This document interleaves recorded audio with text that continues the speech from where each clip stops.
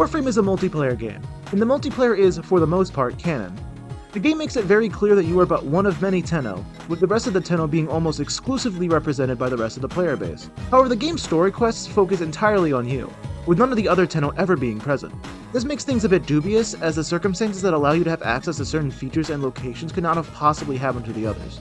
Of course, it's pretty reasonable to assume that certain parts of multiplayer or the game in general are non-canon, but because of how things are presented, it's hard to figure out where exactly this line is drawn. So I thought I would discuss some of my own concerns with this subject, going more or less in story order. Spoiler alert for literally everything, I guess. The Awakening arc at the very least doesn't really have any issues in regards to multiplayer.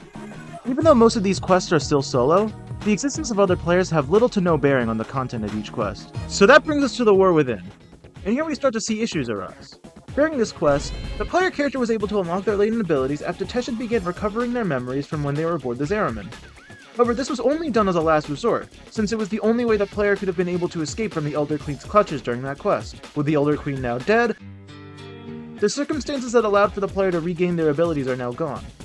Even if she was still alive, I doubt that she would repeat this exact same scenario, kidnapping and failing to use continuity on every single Tenno in the system. Not to mention, she wouldn't keep Teshin around anymore either, not after seeing how he was able to interfere with everything. So my question here is, how are the other Tenno able to canonically gain access to their operator abilities?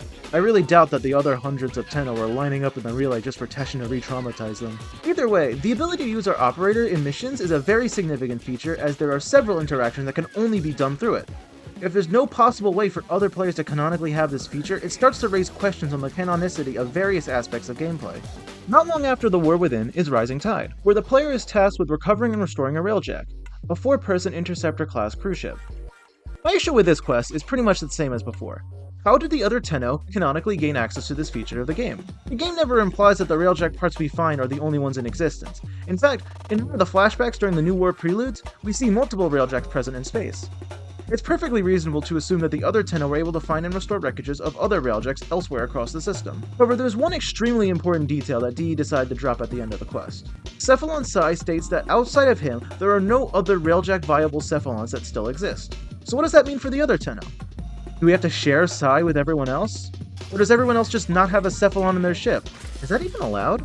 Assuming that a Railjack requires a Cephalon to be operational, that means that once again, a significant feature of the game is seemingly locked out for Tenno and lore, aside from the current player, of course. This not only puts the canonicity of multiple Railjacks into question, but the canonicity of past events, such as Operation Scarlet Spear. I also think this somewhat undermines the purpose of the quest as well. The reason we got a Railjack in the first place is to prepare for war against the Sentients. Surely we want to make sure as many Tenno as possible were just as prepared. If all we could do is get one Railjack ready, that certainly doesn't bode well for this war. Speaking of which, let's actually skip ahead to the New War itself, where I believe this problem gets to its absolute worst. So during the New War, Valis throws your character into the void. One Tenno down, I suppose. At least there's still hundreds of others, right? Right? Except the game just kinda cuts to him already having taken over everything? What? Like, yeah, he defeated you, the player, but then he just off-screens everyone else? As if taking down hundreds of people who are each capable of doing this shit is easy enough to be done off-screen? But then once your character returns and finishes the quest, everyone else just inexplicably comes back? This mass return isn't even mentioned either, as far as I know. I get that other Tenno are never the focus of story quests, but to just hastily write them out of the story with little to no explanation feels pretty contrived, to say the least. It certainly doesn't help that they didn't even bother to write them coming back either. If it weren't for later content continuing to suggest otherwise, I honestly wouldn't blame people for thinking that you, the player, were the only Tenno left in existence. And speaking of being the only one in existence, let's talk about the Drifter.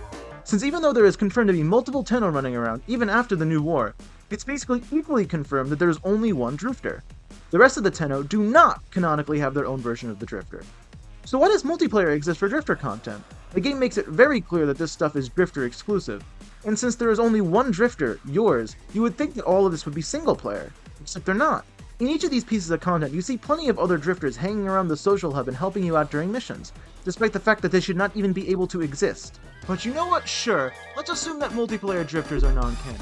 So we have this Teshin voice line that tells the Drifter not to go alone during a sorrow spiral. Who are we going with? Is it my friend's Drifter over here who shouldn't be able to exist? What about Face Off in 1999? Who were part of the squads that Aoi and Amir both lead?